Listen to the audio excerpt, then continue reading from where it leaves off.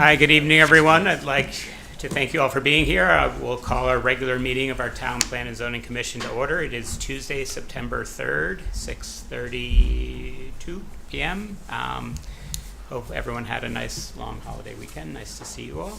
My name is Robert Klee. I'm the chair of our Woodbridge Town Plan and Zoning Commission. Other members who are with us here today include Paul Schatz, Ben Cherry, Kathleen Hunter, Yoni Zamir, Andrew Skolnick, Aaron Hoffman, and Cynthia Gibbons. So we have a nearly full house. Jeff Kennedy is out of town today. Chris Sullivan, good to see you. Welcome back as well. You ably support us as our town land use analyst and zoning enforcement officer. Our agenda tonight has been available on the town website. We have first up our continuation of our public hearing on the cleanup of our zoning regulations.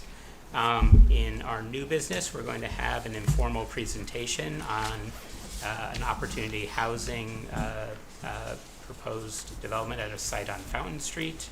And then we have some additional work in our work session, which will include I think we'll actually take a pretty lengthy presentation from Robert Collins and the SLR team on their work to date on the updates to our town plan of conservation and development. So that is a full agenda, and Kathy, thank you for allowing us to reschedule an item we originally had contemplated for this session to next session. That was Catherine.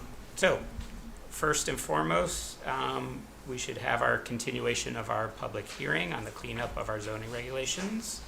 And we are in public comment, or what's the? We're in public comment, yep. And we should note for the record that one of the things that we hadn't received yet was comments from South Central Regional Council of Governments, the Regional Planning Commission, and those were received and distributed to everyone via email. Great. And they found that there was no adverse impact to any adjoining municipalities or the waters of Long Island Sound. And Chris, did we receive any other written comments? No. Okay. So I'm happy to then open up the public comment portion of our continued hearing on the cleanup of our zoning regulations, which have been posted on our website. This public hearing is for the purpose of listening to your comments. Anyone who wishes to can have up to 3 minutes to offer their brief statements into the record. Our TBZ members will not be answering any questions you may have.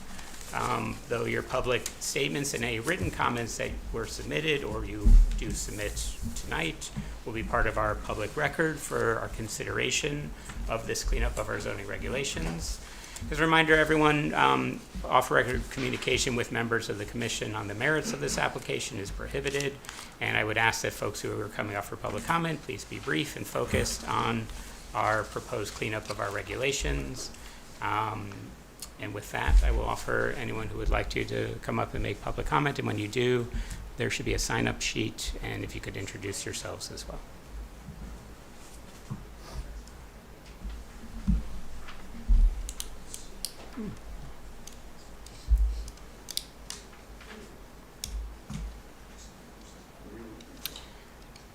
I will offer again for anyone who wishes to have public comment on our cleanup of our zoning regulations. I'm not sure I understood what you were saying.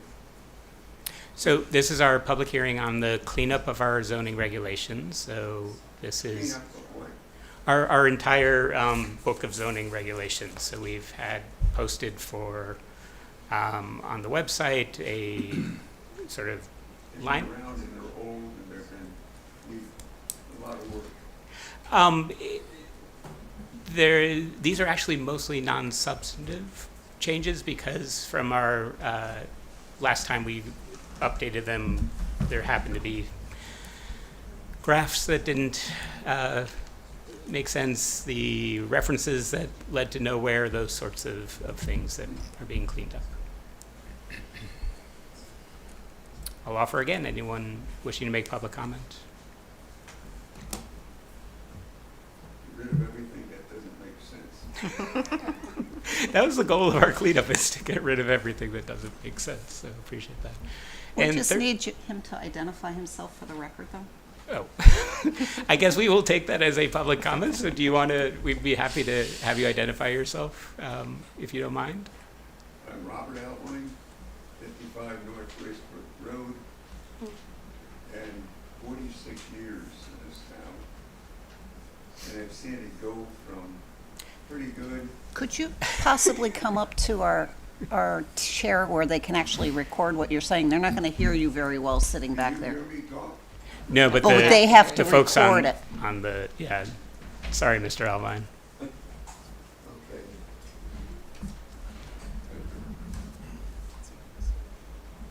This is my first meeting Oh, welcome. of this organization, not of many others. Yeah, 46 years in this town, and I've seen it go from a pretty good town to not a good town. I don't think this town is functioning well. I think it is got this among the highest taxes of any small town in all of the state of Connecticut. It's all by stupidity, bad moves, thinking they're doing well. I remember when buying the property of the Woodbridge Country Club, a disastrous decision. I was a leader in Oak Lane, and you see we turned it into a productive thing, still functioning. I think that this town doesn't know how to do business. And there is no, look at the business in this town. It stinks. There's hardly anything going. And you see something going out about every year or 2 years. It can't stand the taxation in the town, and it can't, and there's no really understanding of business in this town and how to make it work. I come from a background of a lot of business, and among them, I was CEO of Unirail Corporation, a $5.5 billion company. Among them are about 18 other companies I was CEO and chairman of, and on 22 boards of profit companies, and I served on 8 nonprofit organizations, including University of New Haven chair, helped turn it around, including the Jackson Laboratory, the world leader in all genomics and genetics, bringing it into Connecticut and trying to think that maybe we could do something with it. It's doing well in Farmington, but it's got a lot to go. So I'd never seen an organization in this town make something happen. The closest it came to was when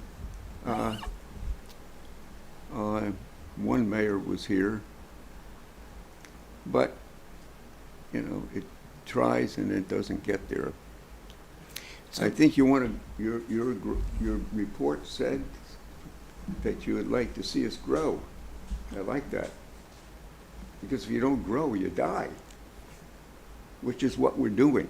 We have been dying, and we've been killing the taxpayers that try to live with what we have left, and we don't have much left, and we don't do anything for them. It's a dead town.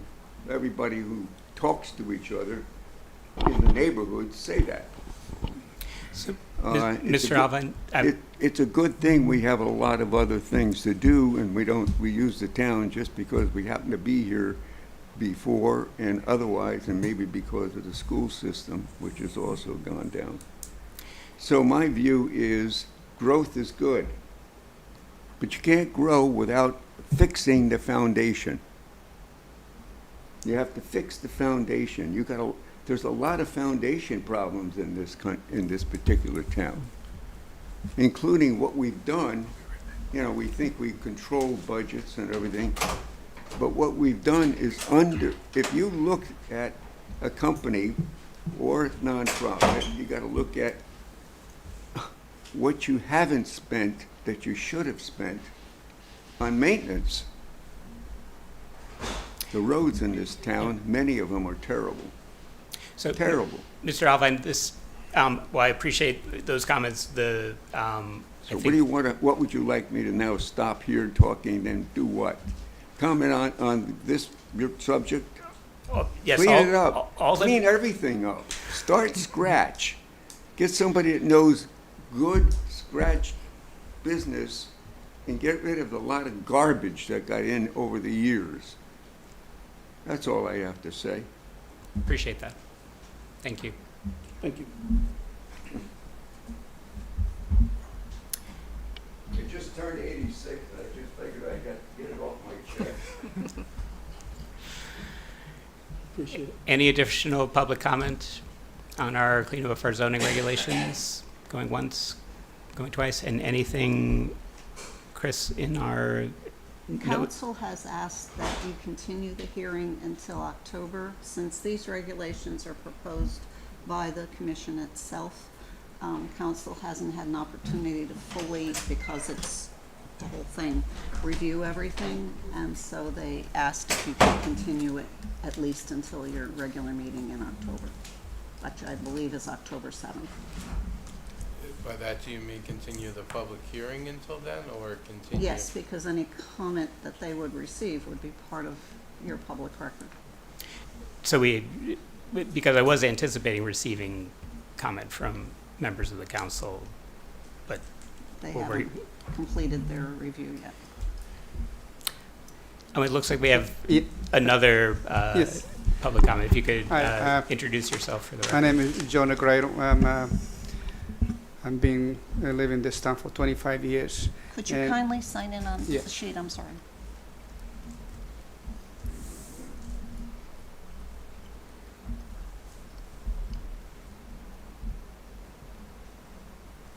And I just got an email this afternoon about this speeding of zone cleanup. I understand those zone changes. And so I was not here for the previous meeting. If you can highlight what things you guys cleaning up, well, appreciate that, because I don't know what's really the change. I was not aware of the change that's coming up. So if you can just summarize it, would be helpful. Sure. So we've, as we summarized in our past meeting, and we've had more than a year-long process looking at our zoning regulations, which were last updated in 2019, and over the course of a number of years using those regulations, applicants to our zoning commission would come and highlight when they wanted to do certain things. They would highlight sections of our regulations that didn't make any sense, that had references to tables that didn't exist, that had inconsistent sort of numbering systems, that had figures that didn't correspond to anything or weren't referenced. A number of things that, this was before my time, were artifacts, I think, of that process that may have adopted some things from Hamden, some things from other sort of jurisdictions. So we engaged a consultant, Glenn Chalder, to help go through and simply look at our regulations on that for those things that were out of place and didn't make sense or were dead ends. But unfortunately, because so much time had elapsed between their original issuance, they could no longer be considered mere Scrivener's errors that could be fixed if we had done them in the month or so after they were originally issued. But because it had been a number of years, we realized that we had to go through the formal hearing process of turning those truly cleanup things into a new, more functional document that has fewer of those dead ends and not to say that we hopefully got most of them. My sense is that we got nearly all of them. We're not going to say that it is perfect, but that was the goal of that cleanup. And all of those cleanups, edits, and changes are on our website in a sort of line-by-line, red-line version of our regulations. So no major change at all. Substantively, no. Okay. All right, thank you.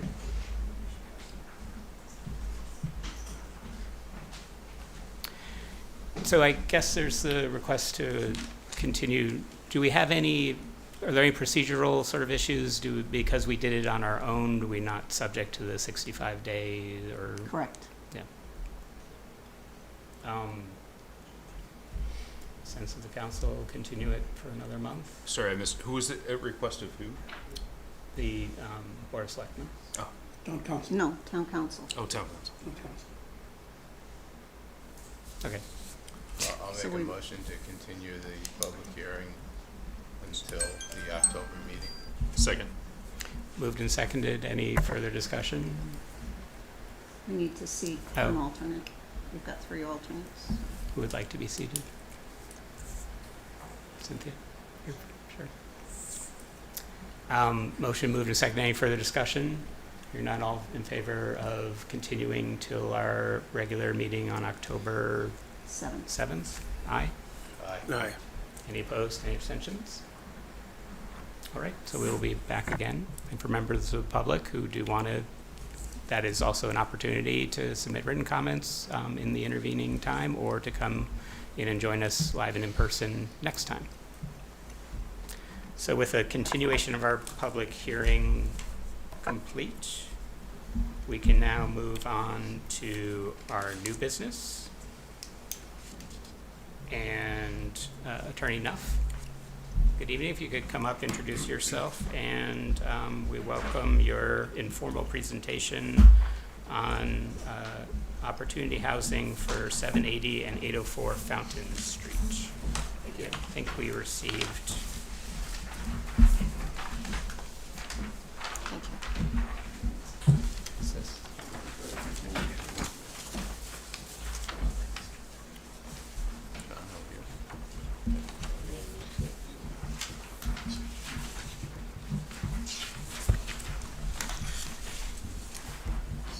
Do you have 2 left? Do you have 2 left? I have 3 left.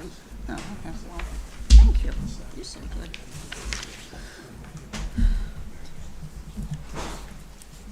Evening, Mr. Chairman. For the record, my name is John Nuff. I'm an attorney with an office at 135 Broad Street in Milford, and I'm here tonight on behalf of Angelo Malisi, who is not yet the contract purchaser of the property we're going to be discussing.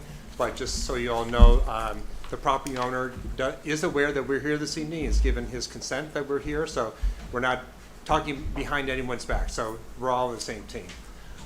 So Angelo's here with his son Sean, who's a professional engineer, and so we really appreciate this opportunity because I find that these sort of discussions can be very productive, and when not in the context of an application, and it could be a little more freewheeling and in a good way, not in a unsavory way in any way. So we've taken a close look at your opportunity housing regulations. We've taken a very close look at your affordable housing plan. I know that Commissioner Hunter was a member, or I think the chair of that group. And we're just trying to reconcile a few things, and we thought it would be helpful to speak to you. And I'm assuming that you are all very familiar with your affordable housing plan. I think of note is the housing goals on page 13. And as we'll get into, you have 9 housing goals. And our proposal, I think, would satisfy 5 of those, and the other 4 are not applicable or not relevant. So let's talk about what your requirements are. So they're very straightforward. 15 units per acre in a residence A zone, 2.5 stories, certain building coverage requirements, certain impervious coverage requirements. And so 2 different engineers have taken a look at these regulations to determine, can you fit 15 units per acre on this property and stay within the confines of the bulk requirements? And in both cases, the answer was no, that the 2.5 story limitation is a real barrier to getting 15 units per acre, and then also the impervious coverage requirement. So the plan I just handed you, this is a concept plan. It's not obviously engineered to the nth degree, but so you'll notice that this is 90 units, which is a few more units that you get under 15, but again, it's just a concept plan. Impervious coverage is 30% where 22.5 is permitted, and this is 3 stories above parking where 2.5 stories are permitted. So right out of the bat, we have two bulk requirements that we can't comply with and get to the 15 units per acre. So, and I think it's probably a relatively easy lift to get past those two requirements. I mean, clearly this would be a modification of your opportunity housing zone, and it could be either addressed in a wholesale manner, which is to revise that regulation for all potential applicants, or it could be drafted in a way that would be limited to, certain parcels, including this one, or exclusively this parcel, which is a fairly common technique that practitioners use. But even if we get beyond that sort of bulk requirement issue, there's also the issue of the affordability requirement and the density. So your affordability or your opportunity housing regulations require 20% affordable, half at 80% of AMI, half at 60%. And just speaking of from experience and being in lots of different towns, looking at lots of different regulations, that is a very heavy lift for a developer at only 15 units per acre. The Connecticut general statutes have an incentive housing zone opportunity, I think it's 8-13N, and that permits 20% at 80%, all 20% at 80%. Here you have 20%, half at 80, half at 60. It's very difficult to make those numbers work. I just did a project in Branford, and they have an incentive housing regulation. We were doing something different, a PDD, but the request was, can you meet the affordability standards in the incentive housing zone? And we were able to do that, 20% at 80%, but we are 25 units per acre. That's the sort of order of magnitude that's necessary in order to make those numbers work. It's just really, really difficult. And my guess is that you would be hard pressed to have a developer come and be able to comply with your requirements, not only on the bulk requirements, but also on the straight number of units and the affordability requirement. And so those are the sort of the two components we want to discuss, the bulk requirements and then the density / affordability requirements. And whether there was any appetite or opportunity to explore those further with the commission in order to provide a little bit of relief, and in doing so, help execute or materialize the goals that are in your affordability plan. And Angelo's here. We'd be happy, he's an experienced multifamily developer. He's, done some things most recently in Shelton. We can, help explain some of the economics if you'd like. But we're here to work with you collaboratively. This is not in any way contentious, but, we've had an opportunity to look at this for some time. And as I said, there's two different engineers that tried to figure out, just the bulk requirements and have been unable to do so. So, again, we appreciate the opportunity to hear your thoughts and, frankly, to collaborate with you. So, thank you very much, Attorney Nuff. Happy to open it up to the commission for questions, reactions. Well, I just want to make the comment that on a number of occasions I had commented that the inclusionary zoning that we put forth as a result of the OCA application was just not conducive to creating more affordable housing. It doesn't, 20% at half of being 60% AMI, half being 80% AMI, it just makes it very, very difficult to pencil out for developers. And as we see, we haven't seen any type of developments that could fall under those confines. There are some best practices where the requirement is more like at 10%, 12% to make it more feasible to be able to make it financially viable. Get just 10%, 12% of what?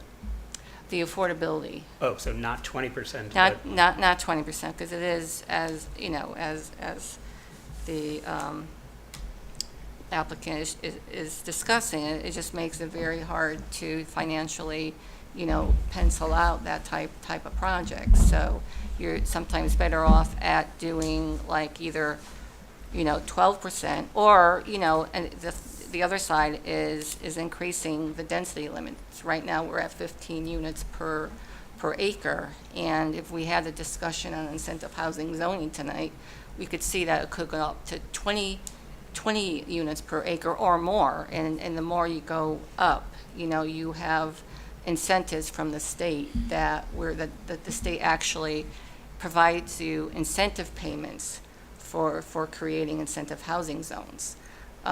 So I would certainly, you know, if our goal is to, you know, increase housing opportunities, I would recommend increasing the density, you know, per acre for this type of development. I mean, my overall question is how you actually get this housing development in this very slopey site. But if the discussion is on, you know, the units per acre, I mean, that's something we've been discussing in terms of, you know, how we actually get a deal like this done in Woodbridge. so to Kathy's sort of comment, it seems like there's a number of potential levers, and she introduced a different one. Instead of 20% bringing the percentage down is one lever. Another lever is it 80% AMI, is it 60% AMI? And a third lever is density. And all of those levers you can sort of slide, or maybe they're sliders instead of levers, in different directions. Yeah. Is there a sweet spot in any of those? And if you could introduce yourself for the record. My name is Angelo Malisi, 75 Mulberry Lane, Shelton, Connecticut. And over the last several years, I've done 4 projects in Shelton, and they're up against the same thing. The state mandates 10% affordable. That being said, they're trying to catch up, so they're allowing developers to go, lowering that 20 to 12, as you said, to make it affordable. And that's what we would agree to. 20% is very difficult on this site, especially, as you can see, it's a very difficult site. Expensive, but could look, I think, really nice when it's complete. It's not in anybody's neighborhood. I think it's the right place to do it.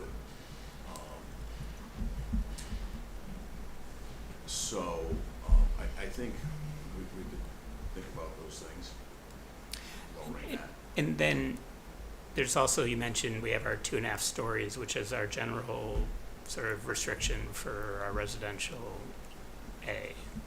So, would you? Well, to get to, if you try to get 15 units with 2.5 stories, first of all, the half story doesn't even count. You'd have all dormers. So you'd have to have a building that's 600-700 square feet. With just all those coverages wouldn't work, and it would cost a fortune to build. The right height is 4 stories to make it affordable to build. You know, as you go up, the price per square foot drops considerably. And as an example, if you were to build 10,000 square foot 1 story, and your site work and your roof was $1 million, that's $100 a square foot. But if you go garage at 4 stories, that drops down to $20 a square foot. So your overall cost would drop. If your overall cost is $150 a foot to build the building, plus the site work, plus the roof, it would drop your cost from $250 a square foot to about $170 by going 4 stories with a garage underneath, which that's what we're showing here. We're actually showing 3 stories, and that was the original concept, but we would probably reduce the footprint on that and go 4 stories. The garage being the lower level, is that what, did I understand you to say? Yes, garage under, correct. Just wanted to thank you for your approach, coming here to have the dialogue that you are, and Thank you for having offering us. some of the input that you have.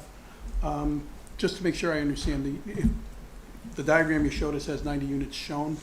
Of that, if you were to follow regulations, 20 of those units would be, or 20% of those units is what? 18 would be. 18 would be affordable. Right. Everything else would be market rate. Correct, and it would break down, 6 units would be offered at two-bedroom, 6 one-bedroom, and 6 studios. That's the way the state requires that. It has to be evenly spread.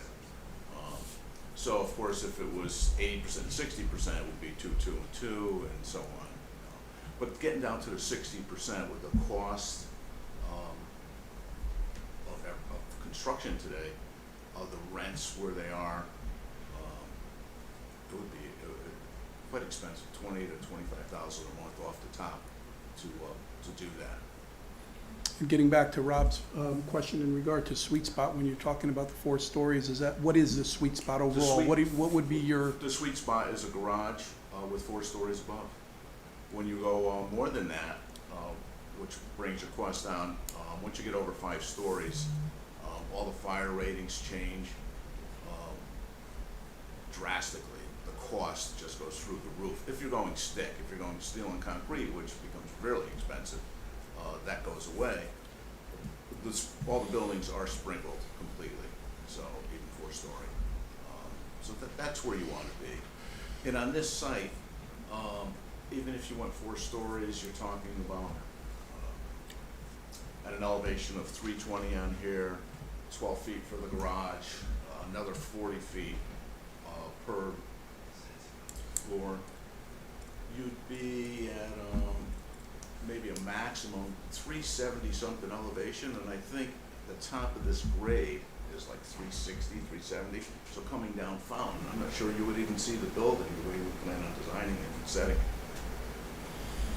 I think the location, and actually from the top floor, you'd be able to see Long Island Sound in downtown New Haven. It'd be pretty nice. At 4 stories plus At 4 the garage. stories, yeah. Mhm. This is on or near both the sewer and water? Well, there's water there, there's sewer there, there's electric there already on the site. No gas, but I wouldn't do gas. I would do all electric, very efficient, and a lot of rebates. And that's what they're pushing today, obviously. What is the density for this proposal per acre? First of all, how big is the lot in total? The lot is about 5.7 acres. So there's a sliver of it that's in New Haven that we would probably take off. I don't want to get involved with going to that whole zoning. It's happened to me before, and it gets complicated.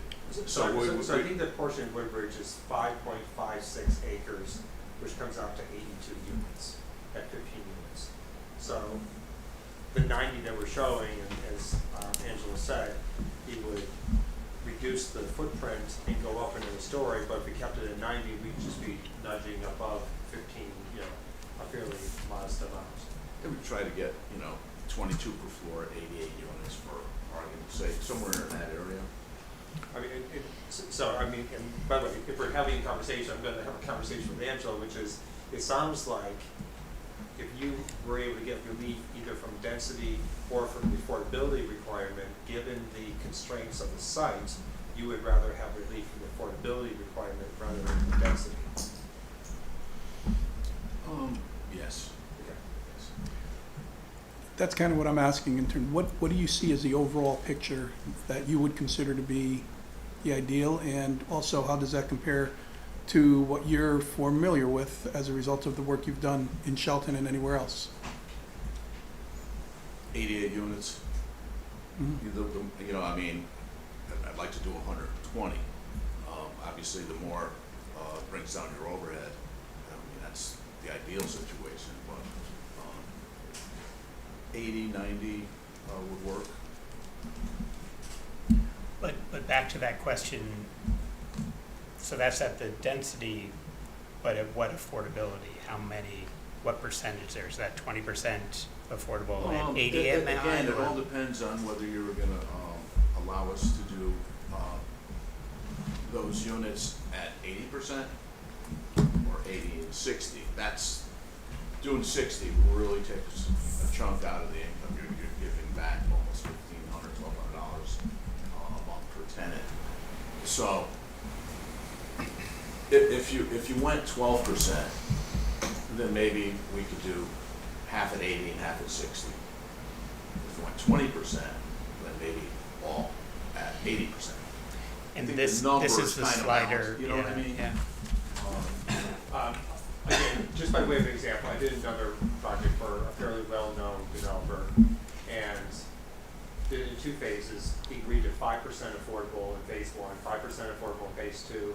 When they closed the hearing on the second phase, they said, okay, 5% of this tranche is X. Well, when you add them together, we were 1 unit above 5%.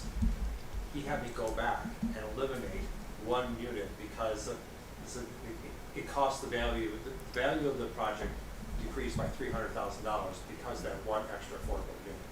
Now, we can debate the wisdom or the of having done that, but it is a substantial impact to the value of the project when you have affordable units. So, as I think as Commissioner Hunter said, you haven't had any applications under your affordability or your opportunity housing.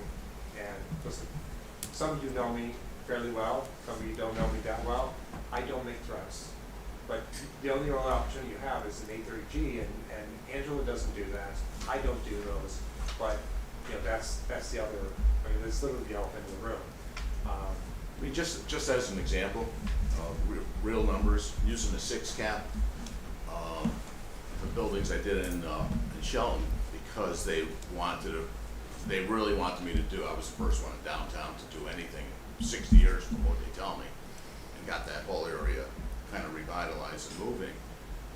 The same building, and in fact, there's a picture of one I did at the Ridge Sawmill, that's off Bridgeport Avenue, that's 89 units with no affordable.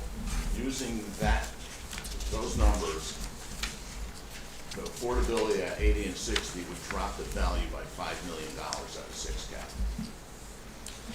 So, it doesn't sound a lot on a monthly basis, but the building would be worth that much less. Is there any consideration of using public subsidies to counteract that affordability? Yes, we looked gap? at all, it's so complicated and it's such a burden and it's so time consuming. We looked at HUD, we looked at CHAPA. When you get it all said and done, it's really not worth it. Rates are starting to come down a little bit, which will help, but they put too many strict restrictions. You have to build their way, and it's just too complicated. That's for this.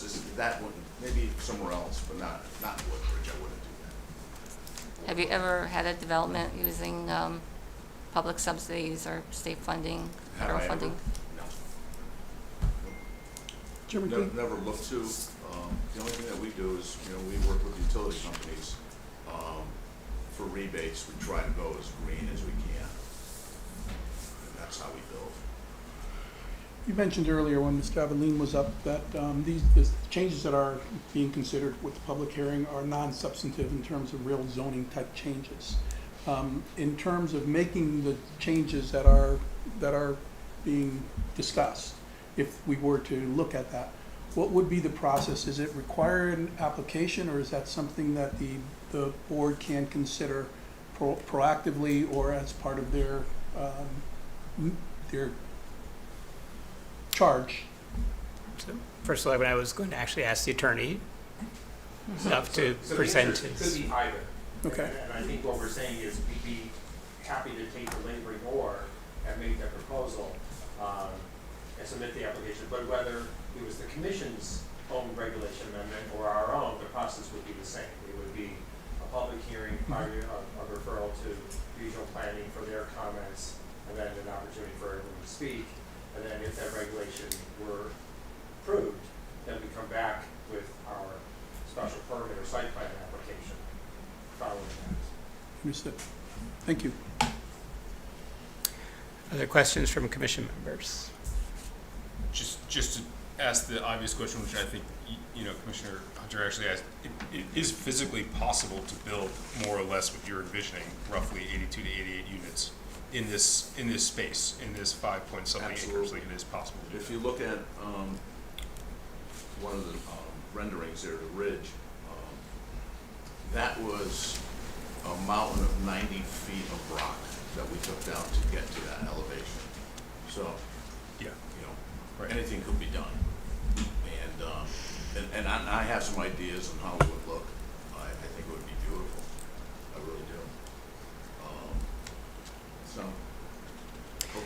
question. But you also mentioned the impervious cover. Right now, this schematic is at roughly 30%. So is that, or did I mishear that? Yes, it is. You know, the driveway is 600 feet long. That's part of the problem. There's no other way to get the elevation from Fountain Street at 280 feet up to 322 feet without doing the grade that's allowed to get into that garage otherwise. And we would even like to expand that width of the driveway to do like a medium with lights and trees going up to make it almost look like a nice entering a country club kind of thing. So that's how we got to that 30%. You know, if we go 4 stories, would it be reduced? Yeah, probably maybe 60, the building would be about 60 feet less, so you would only be reducing it slightly, 3,600 feet, less coverage, so maybe to 28%. Attorney, Because you still have the parking requirements, which we would like to see too. A lot of towns are approving 1 and 1.5. With my experience on these other properties, it just doesn't work. We're battling that in downtown Shelton all the time. You know, they're approving, 1 per unit. And it's just creating a disaster. You need 1.75 minimum. So that's what takes up the additional coverage.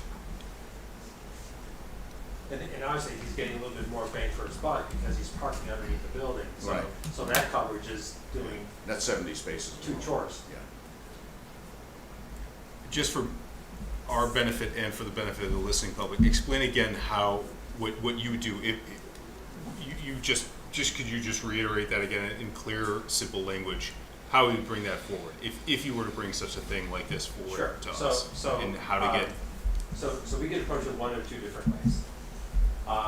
If the commission were to give an opinion, we're happy to come back to say, you know what, we think that some of the issues you raised are relevant not only to Fountain Street, but other locations, and we would encourage you to do a wholesale change to the opportunity housing regulations, and we would make that application. So we could submit a special permit application pursuant to those revised regulations, and so could someone else in one of the other locations that your affordability plan has identified. The other way of doing it, which I've done on many occasions, is that you can revise the regulation to say that on parcels greater than 5 acres directly adjacent to a limited access highway that has,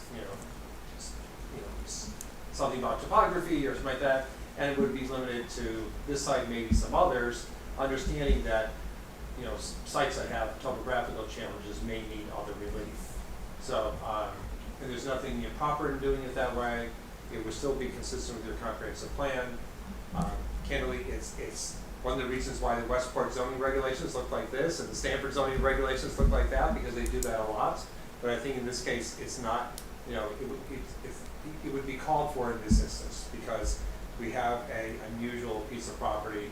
It's something that I think the town wants because based upon the affordability study, and it sort of would give you a test case. So we could approach it either way. The other sort of way to split the baby is to come in with a reg amendment that would have greater applicability, and then through the process we can winnow it down. We can't go the opposite way. We can't start with a more restrictive and become more expansive because then you have a notice issue. But so again, we're happy to work with you in whatever way you deem appropriate. And I think you have SLR here, and you may want to hear his thoughts at some point. I know he's here for another reason, but you may be able to get some free advice. It's always good.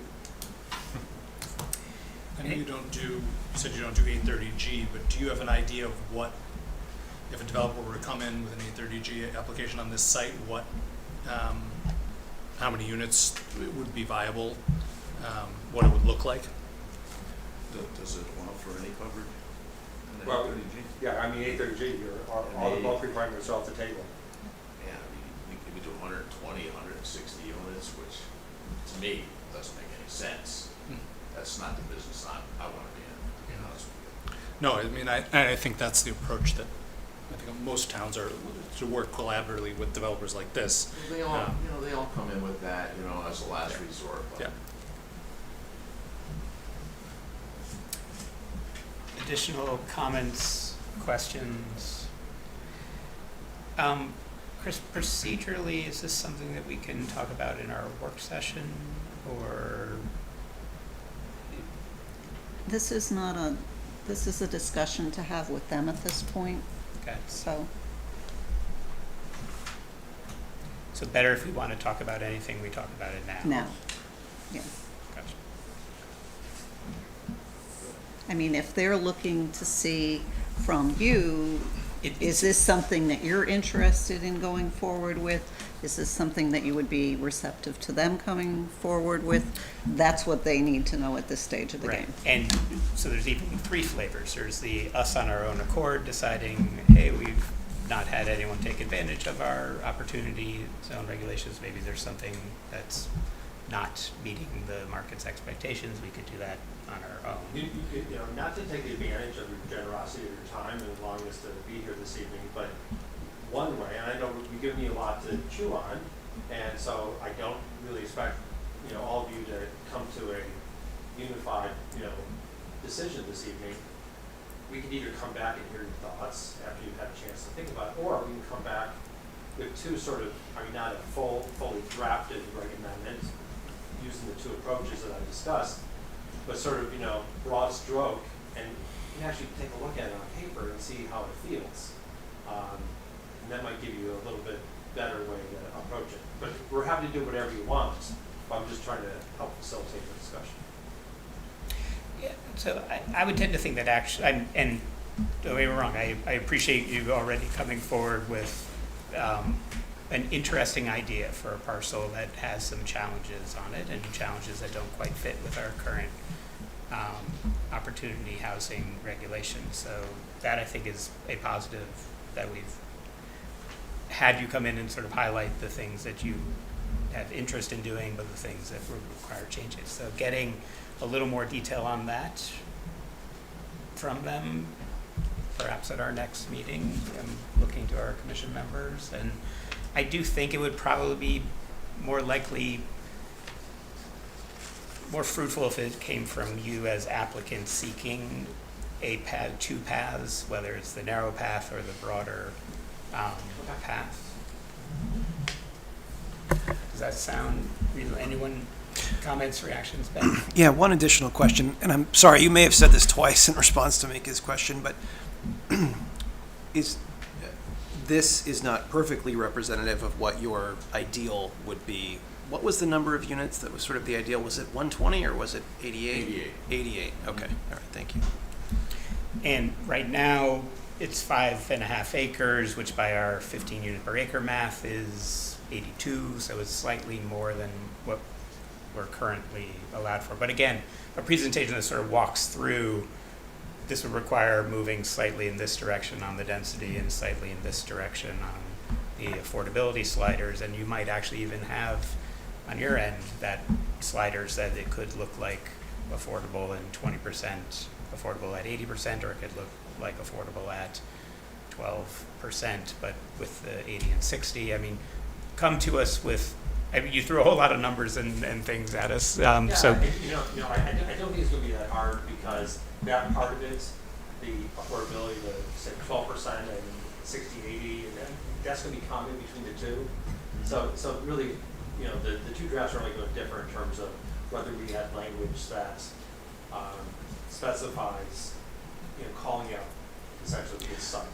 sure, no, the rocky hilltop site next to a highway next to the language that would mean it's one site. Right. No, I'm more talking about even within that, are there 2 scenarios that you could envision particularly on the key questions of I don't think affordability? it's going to be that hard. So with those 2 scenarios, we're going to give you 2 scenarios under each with those 2 sliders that you recommend.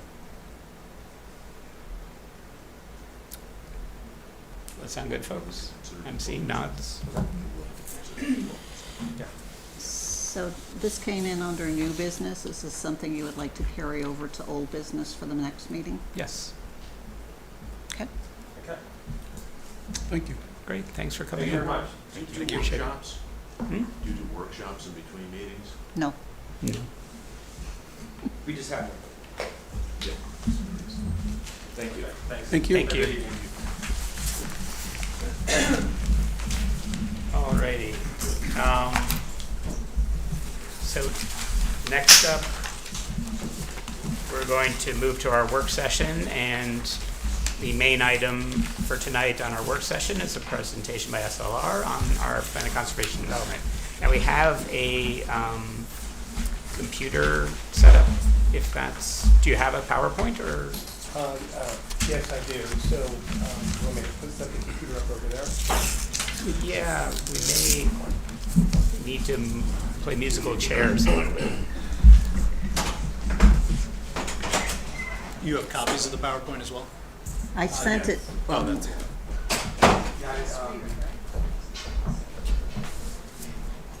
I don't think I sent you the PowerPoint. I sent you We have the reports, but I the, don't think the we have reports. So, well, I sent you two different reports, one on the current conditions, and then one on the survey, and then one on the, I can't remember the other one, I'm sorry. I have vacation brain too. But I did not send you the presentation, no, but we will get it and we. Thanks for that vote of confidence there. Oh, I get it.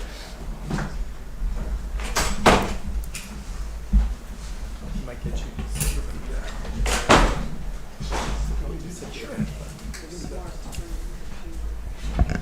Can you?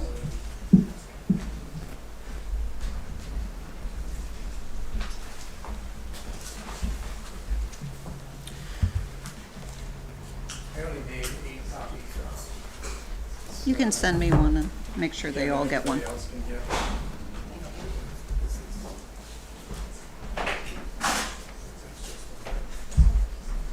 Thanks for your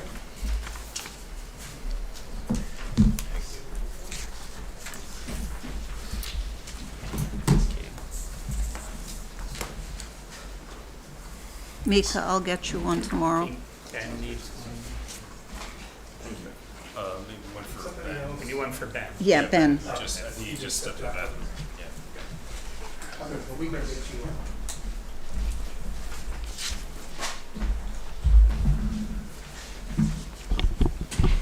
Okay, you have been hard at work, and Yes. we welcome your presentation on all the different work streams you've been managing. Yes, good evening, everyone. For the record, I'm Robert Collins with SLR. I'm the project manager and professional planner that's leading our team coordination with you all for the update to the POCD. And as you just mentioned, we have been busy over the summer. As you will recall, that we conducted a survey, and I'm going to give an overview of the survey, even though what's in your packet is a pretty comprehensive review and also the full results. But I'm going to give an overview. I'm also going to we also sent you through Chris the community profile and existing conditions report. I'm going to give an overview of that as well. And then at the end, we're going to talk about next steps. And part of those next steps will be a discussion about how to give, we probably are suggesting giving you an additional 2 weeks to look at all the documents that you just got, because we're not expecting you to necessarily give us like all of your comments tonight. You might not even have had a chance to look at these documents. So I really see tonight as a possible like overview of those documents so that you can kind of get a sense of what you're looking at, and then probably allow for an additional 2 weeks for further review and get comments back to Chris, who can forward them to us, if that works for you. Of course, I'm here as well, and when we go through each document, I can certainly answer specific questions that you may have as well. And Chris, just for It went the wrong way. the record, Thanks. are these documents up on the website yet? No, or no? because But after we receive them today, Well, there's still a or draft. there's still a draft? right. Okay. So hypothetically, they're public, but if anybody's looking at them, they should realize that they may get changed or tweaked based on your review and comments. Does Okay. that make That's sense? right. That's also the reason why I'm kind of giving an overview rather than saying like this is the final document, especially when we talk about the community profile and existing conditions, because we want to make, I mean, you know, we have, as you will see when you start to look at them, we have used the best sources to obtain that information, and we've included the information that we know that the state wants to have you review, as well as what we know from a professional planning standpoint that's good to look at. But you know, you may have some other sources. We tried to work very closely with Chris to determine local sources, and she did give us some specific data that came right from the building department.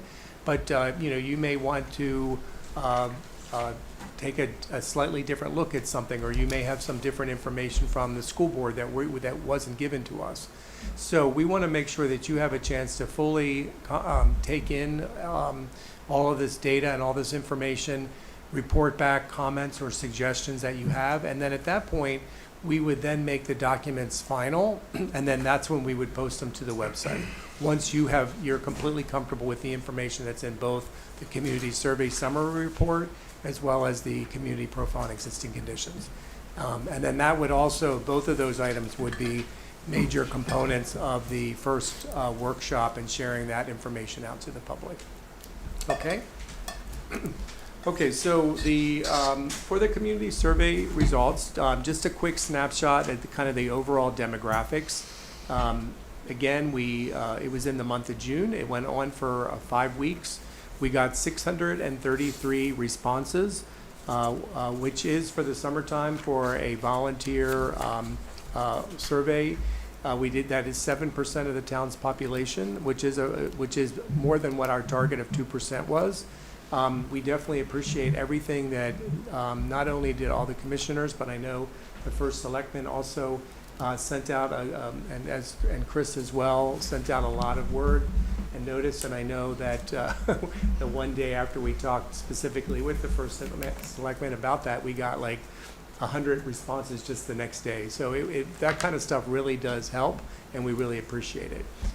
So we hope that you also are comfortable with the survey results and the responses. But obviously there will be some other community engagement activities throughout the process where we'll continue to gather more input. As far as an overview of the people that did participate, we did get a nice even spread across the 4 different quadrants that we had established for Woodbridge. Based on northeast, northwest, southwest, and southeast. The southwest district area did have the highest, which was at almost 31%, and the southeast was the lowest at about just under 20. Majority of the respondents were over 35, and specifically the 10-year periods between 35, 40, 45, and 50, and 55 and 60, and then, 65 and then 65 to 75. They were pretty evenly spread between those 4 age groups, but the highest was 65 to 74, where we had 23%. We also had a large number of folks that took it that have lived in Woodbridge for more than 20 years. There was actually almost 53%, which I think is also a good showing that, you know, people that have like long-term investment or desire to live in the community or also see how it continues to evolve, participated. Almost 92% of the respondents were homeowners, which I think is not surprising since we know that the town is primarily a single-family residential.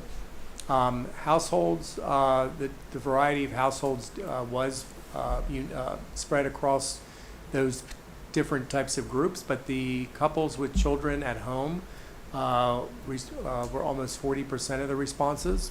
So while we didn't have a lot of under 35 folks that took the survey, there was families that probably maybe took them together, but then they maybe only put in their responses as one individual. So we know that folks that have children did consider the survey, since that was the largest household.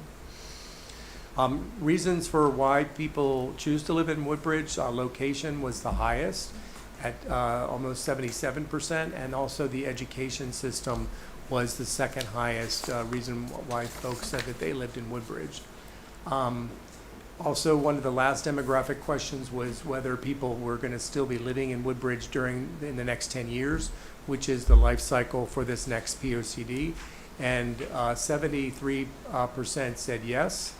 But just also of interest, of those that said no, that last like 25%, almost 42% of those folks said they wouldn't be because of the cost of living or taxes, as well as others that about 20% said that they might be downsizing and the housing type that they might be looking for wasn't in Woodbridge. So I don't think that those things are surprising. Okay?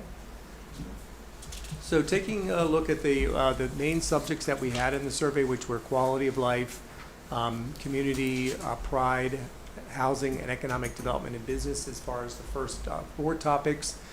Quality of life, out of the possible score of 10, the average across the whole survey was 7.6%, so that is in the good category.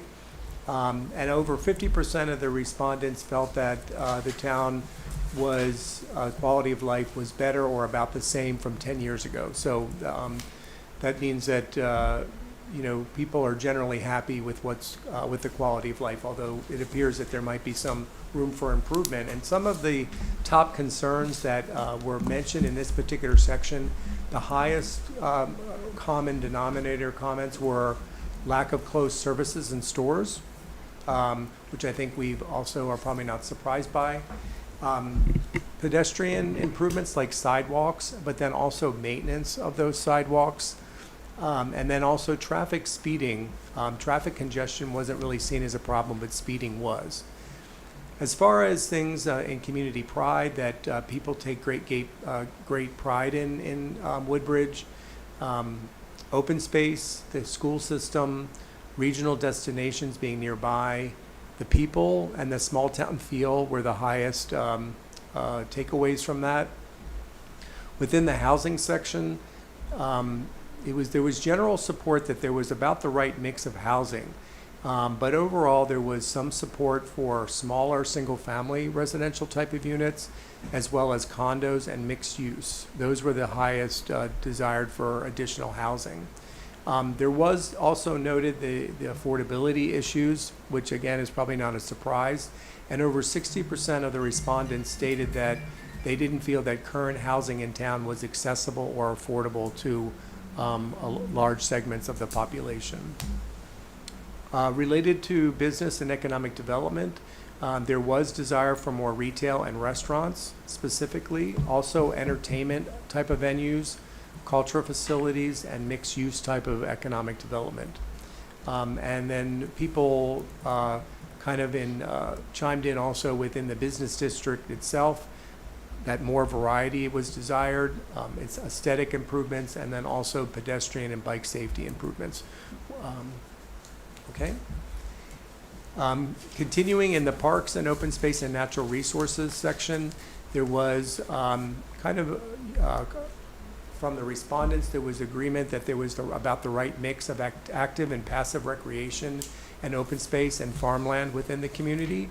And also the respondents were supportive of the town's current efforts to protect the natural resources. In historic and cultural resources, there was interest in furthering historic resources, identifying additional ones, but also in creating additional cultural resources, which some folks felt were lacking within the community currently. As far as community facilities go, they were well regarded, with the public library and the fire department receiving the highest positive responses. But areas where people felt that there could be some new community facilities included a community pool and a community center, bike and pedestrian infrastructure, which I've mentioned, and then also trash collection service was brought up by a number of respondents. For visioning and top priorities, universally, schools and economic development, open space, and road improvements, as well as bike pedestrian infrastructure, rose to the top as far as the main things that folks were wanting to see the town continue to focus on. A couple of other things to mention, which probably also, again, aren't surprising, is that in just asking people for other comments, the ones that had the highest number of comments were comments about the country club property, and they were very diverse, from criticism to support, but also the desire to see some kind of, positive work or visioning on the country club property.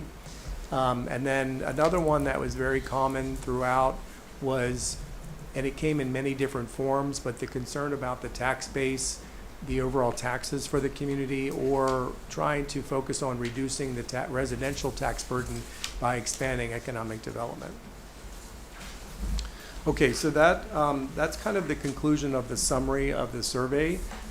As you know from your email that Chris sent you, there is a document that is approximately 11 pages long, which is, it looks like it's this document.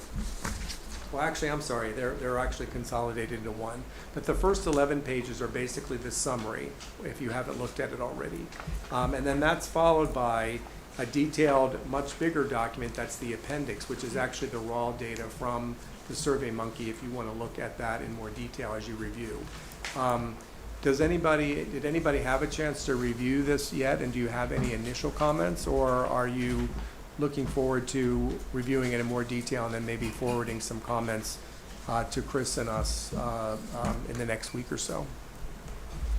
Yeah, feel free, folks, if you have any comments.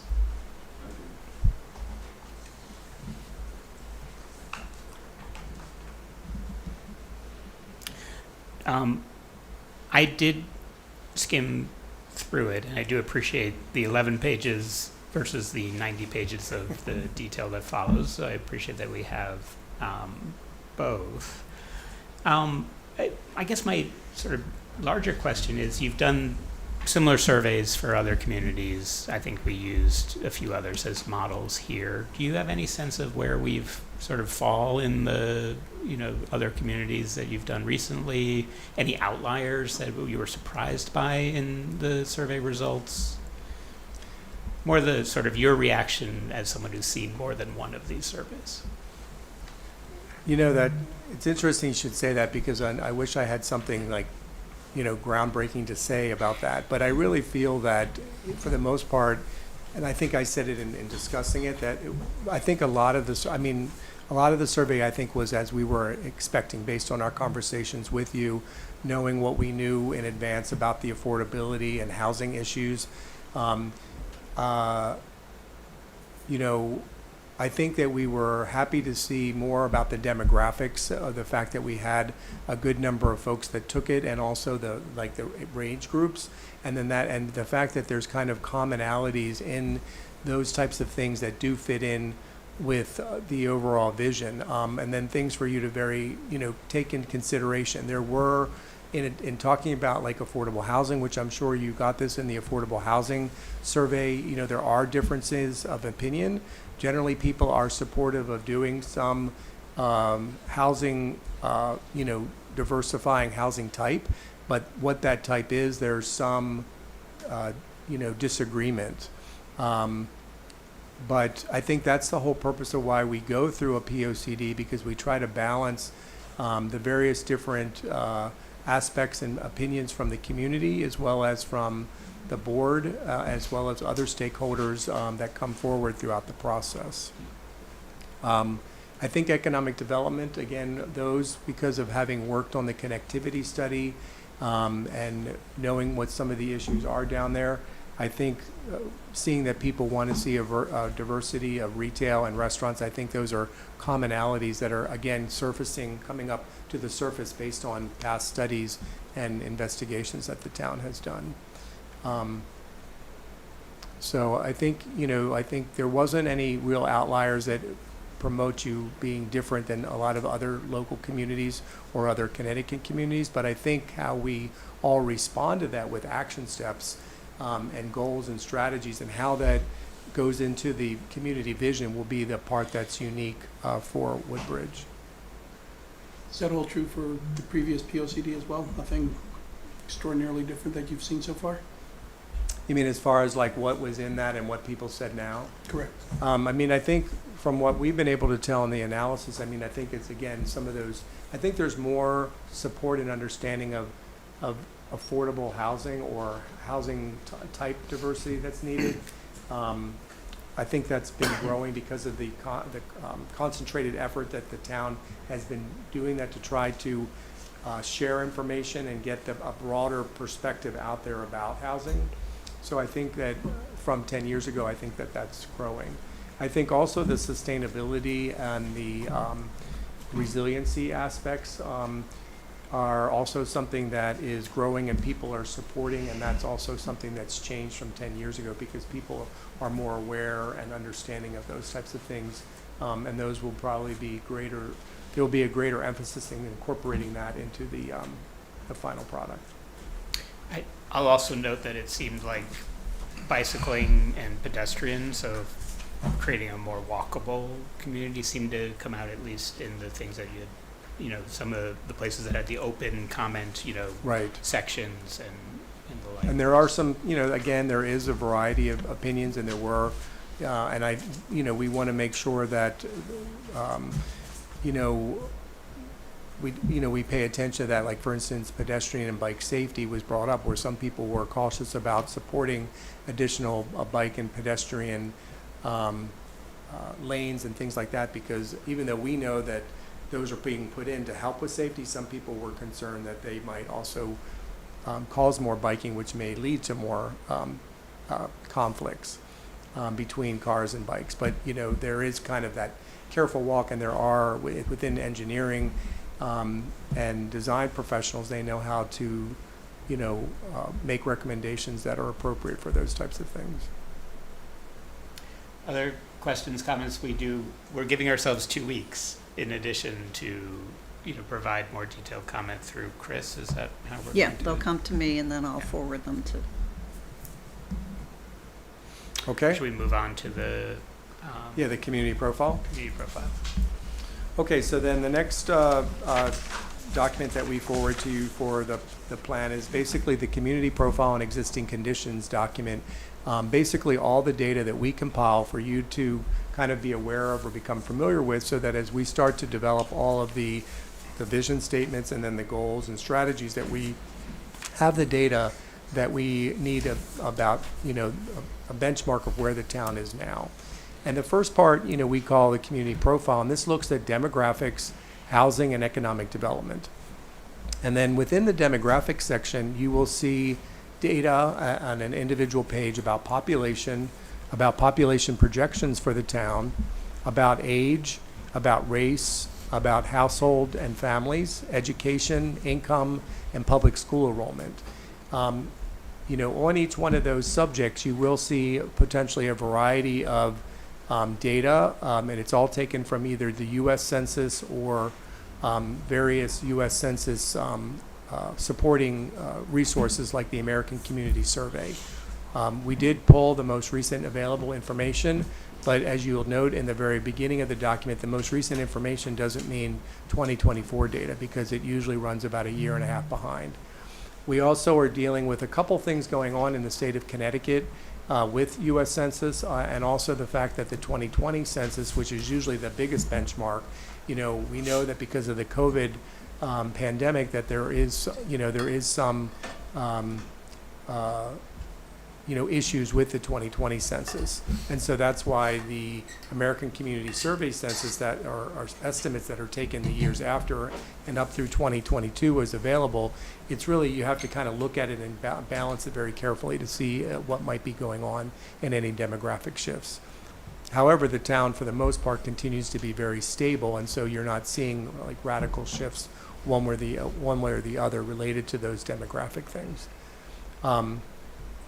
The other thing that's going on with the U.S. Census is that traditionally the census is, for comparison reasons, you not only have the town, but then you can compare it to county data.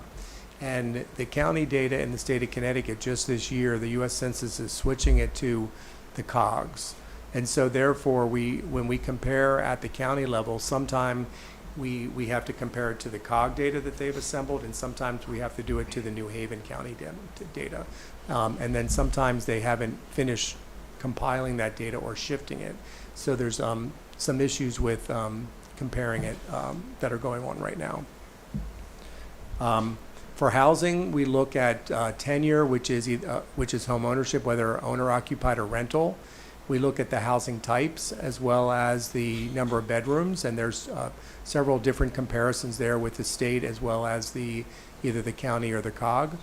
We also then look at housing and construction data that's supplied from U.S. Census, but we also got some real recent information from the building department through Chris. We look at home values, which is a census information, but then we look at sale prices, which is very current, and it's from the Warren Group, to kind of compare what values versus sale prices. We also look at rental information, and then we kind of accentuate all this with housing affordability and cost burden. That's the type of data that was also done during the Affordable Housing Plan, but we have the most current information, so we can kind of compare like what might have changed in the last couple of years since the Affordable Housing Plan was completed, or it may also be very similar. Lastly, in this section, we look at employment or economic development, which includes employment trends, commuting trends of the population, both in and out, principal employers within the town. We look at the tax base, as well as the principal taxpayers. And this is just, again, most of it is information for us to consider and take into consideration when we're developing the strategies. In the existing conditions section,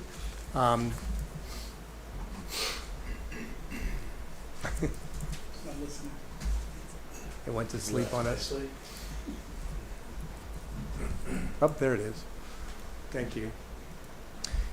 So the existing conditions section, this really is a snapshot of, these types of things that come into play when in a growth management and conservation plan. We look at the existing land use, and that data is very carefully looked at, and it's taken from the assessor information with town staff and the COG taking a careful look at it to make sure it's as accurate as possible, but it is just a snapshot. Zoning, obviously the current zoning map of parcels is important, and then comparing that with existing land use. We then look at transportation infrastructure and transportation systems, also community facilities, and then infrastructure. And in community facilities, the infrastructure is really the potable water as well as sewer are the two main ones there. Park and recreation and open space, kind of taking an inventory of those items, as well as historic and cultural resources. Natural resources is, we go through things like land cover and floodplains and those types of things. And then lastly, we round it out with kind of this newer subject that's being embedded in most POCDs today, and this is related to climate resilience and sustainability issues going on with the town. So I think, if you want to if you go back just to that previous slide. So the either or is okay. It's going to be 7 minutes. It's not, the arrows aren't working anymore. Well, that's okay. We can leave it here. So obviously these two documents, again, they're lengthy, and we do want you to take a careful look at them and kind of see if the data is as you might be expecting. If you have other sources that you may want us to try to consider, those are the types of comments that you can take a look at. It's going the other way. It's going the wrong way. We've seen those. Oh, now it's going back. There you go. Okay, great. Thank you. It's a lot to take in. If you have any initial questions, if you've already had a chance to start taking a look at it, I'm glad to answer those. But if not, as we mentioned at the beginning, we'd like to give you a couple weeks to take a look at that in more detail to see if any questions or thoughts are coming up, to you that we can then respond to before we kind of make it finalized, and make sure that you're comfortable with all the different data points that we've included, or if there's any data points that you may want to have us consider that we didn't consider, and there may be reasons, like the data might not be available, but we could certainly, you could still forward them to us, and then we could respond back to you before we kind of wrap it up. Well, one of the things that and I'm not sure if it's missing or if it's just in another place, but in this slide, when you look at existing conditions, the education system is such a big part of what we spend money on. Right. And big part of why people move into town, things of that nature, but I don't see it as included in this. It comes under community facilities. Okay. Yeah, so it's kind of like a subset within in that section. And we do, we really only kind of list the schools. In the demographic section, there is the data that we get from the Board of Education through the state that gives us the enrollment information.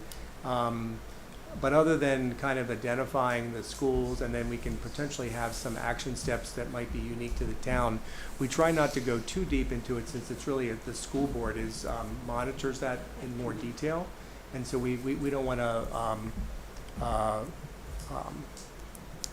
to duplicate anything that they maybe already have available through some other document. Does that make sense? I actually had a question so again, to commission members, if you have any questions tonight, we have Robert here, but we have our 2 weeks. In the community profile demographic, you partially answered that the school data is coming from our school board. And it was interesting that the overall numbers in the last decade of enrollment has declined 4.2%, and declines mostly happening at the middle school and high school, but Beecher Road increasing over that same time period by 10%. And I'm just curious, is there something, first of all, would there be anything complicated in the data that we're regional when we get to the middle and high school levels? So is it really declines in Woodbridge's school-age population versus is it Orange and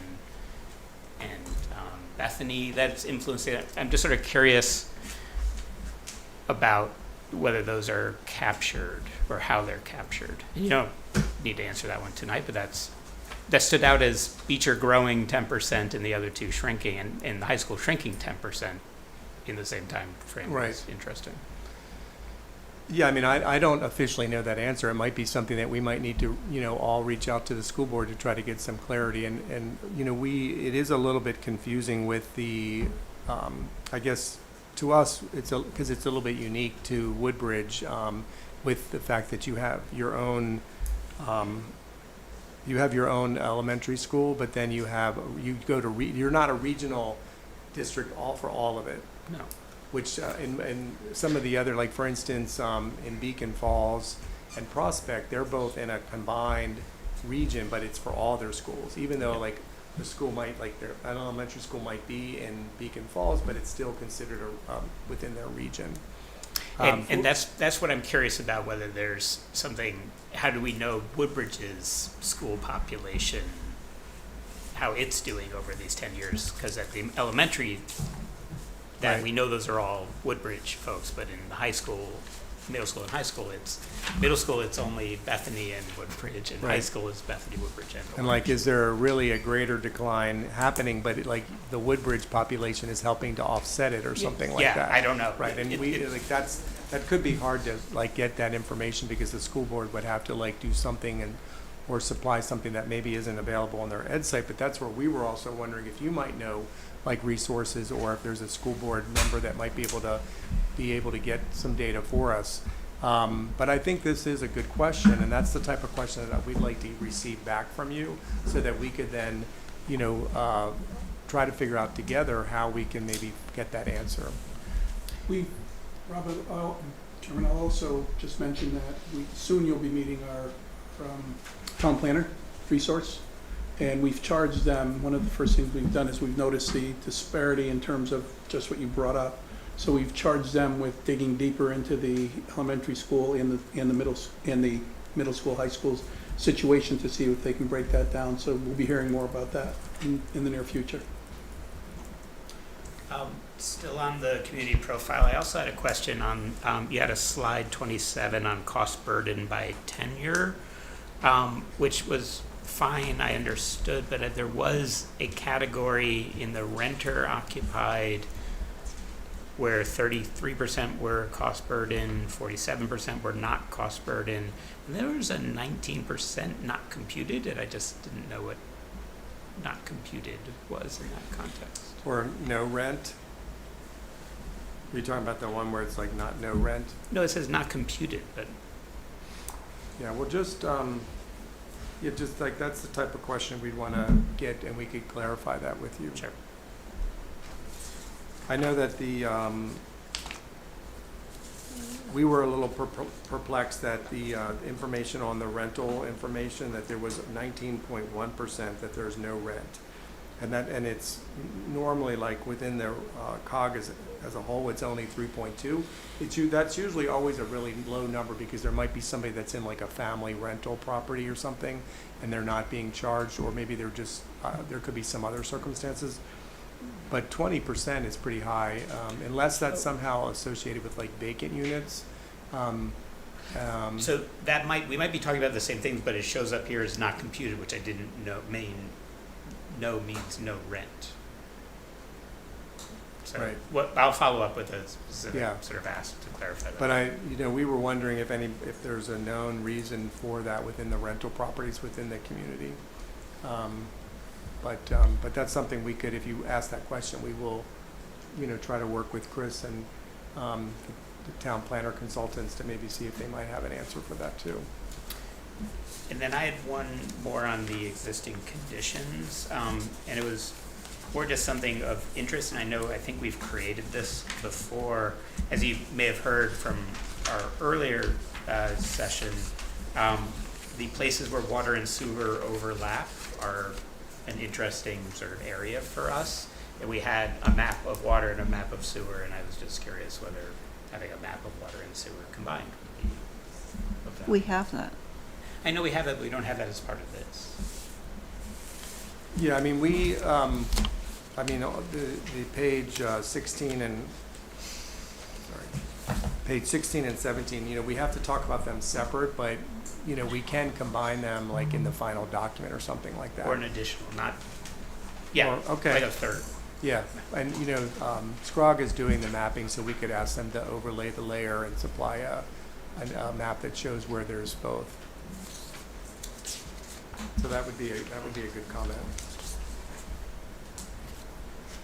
SCROG does have that, Robert, and they did just recently provide it, so Okay, so that should be an easy you should be able, addition for an them. easy thing. Mhm. Other questions or comments? Yeah, if you find a obvious error in a slide, do I just give that to Chris, or do you want to know that now, or? Pass it to me. Typos and edits and those sorts of things. Well, it's not a typo, it's under principal taxpayers. on Oh, page- yeah, I'm not surprised if you maybe noticed something there, because sometimes the information that's Yeah. on the US Census, it might be like their legal name and not their doing business name or something like that. Now, this so- is where I think somebody who typed it in added like an extra zero, so you have the taxable assessed value of, like 1764 Litchfield Turnpike as 42 million as opposed to 4.2 million. So it kind of like Yeah, I throws mean, off. definitely like flag something like that and we'll Yeah. double check it. So that's the kind of comment we're looking to get. And if they can be, I mean, we can certainly, like, since I can't answer that tonight, it would be best if that was Okay. like forwarded.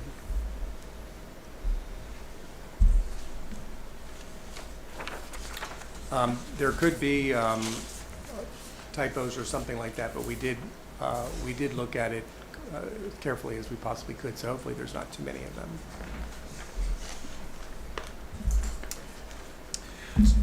One Ed? more question. Sure. Did you, were you able to glean enough information for the presentation tonight to have a sense of whether we should get your point of view as part of our consideration of the documents you supplied so far on that project proposal? I guess what I'm asking is, can we please get your point of view on the proposal that was presented earlier sometime in the next couple of weeks? Can that be done via email? How can we receive that? Chris, are we allowed to receive emails from SLR about that type of Everything's question? channeling through me. Okay. So, but I don't know that that's, It may not yet be germane to this Right, part I of the mean- process. I mean, we may not be able to give like specifics because that's a type of different thing, but overarching, and like, I know overarching, I mean, the,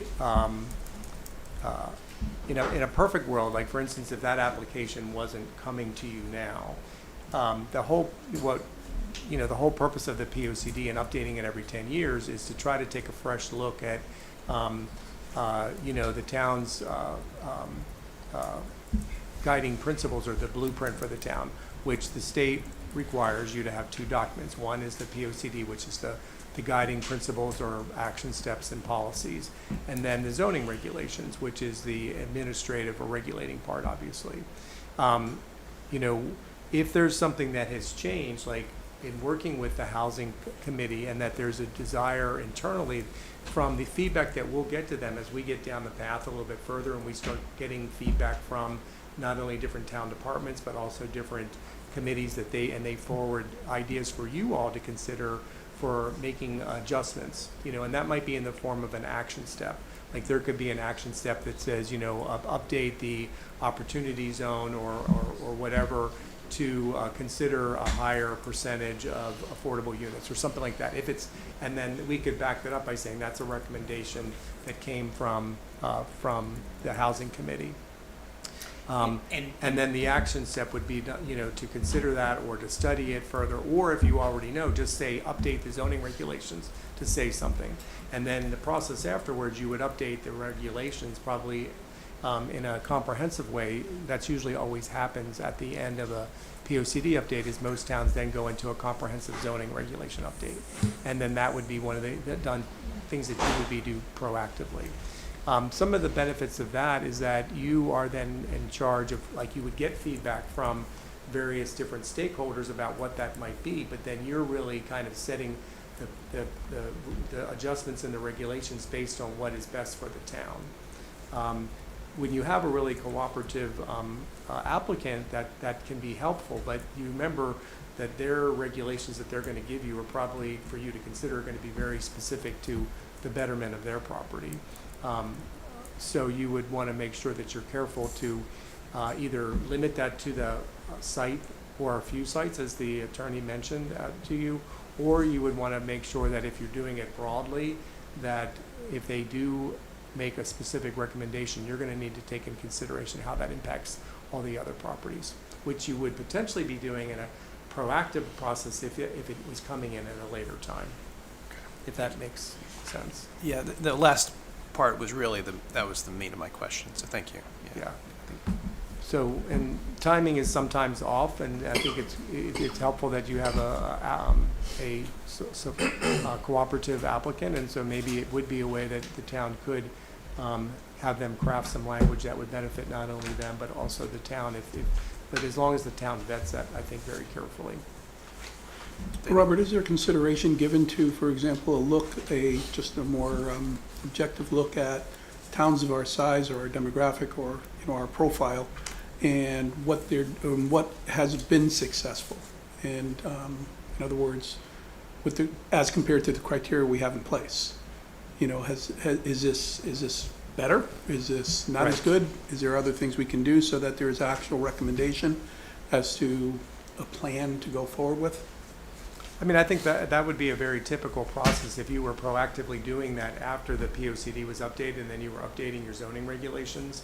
I think when you got to that is, okay, the action step, or if the housing committee hasn't already done that study and kind of come up with those type of determinations, that would be what the town would want to do. You would want to gather information from what other towns have done or what other communities, both locally but maybe also nationally, and take that into consideration. Thank you. Yeah. This is all in the spirit of our plan of conservation and development being that's a plan. It's a way, it's sort of this guiding overarching principles document. It gives us sort of guidance that we can then turn into actions through and look to as, well, the plan of conservation and development suggests that we have improvements to this part of our zoning regulations or that part on, sidewalks and this part on, it'll probably highlight a whole host of things that could be translated into improvements of our zoning regulations. Right. Our hope is that we can get as specific with you at that juncture as possible that you're comfortable with. We have lots of examples that we can bring to you, and obviously the first step after we get past, gathering the data and the community survey is really coming up with the, which actually, if you want, can you go to the next slide? And just kind of like talking about like next steps is that, kind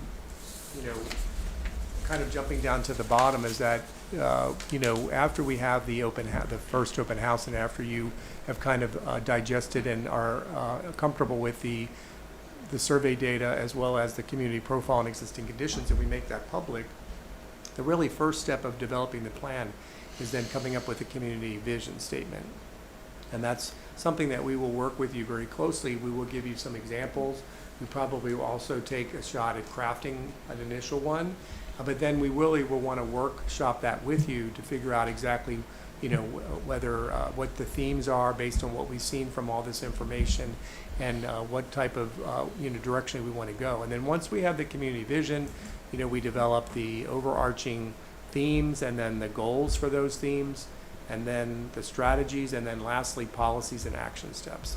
And those policies and action steps will be very carefully crafted based on our conversations that we will have with you, but also with town staff, other boards and commissions, and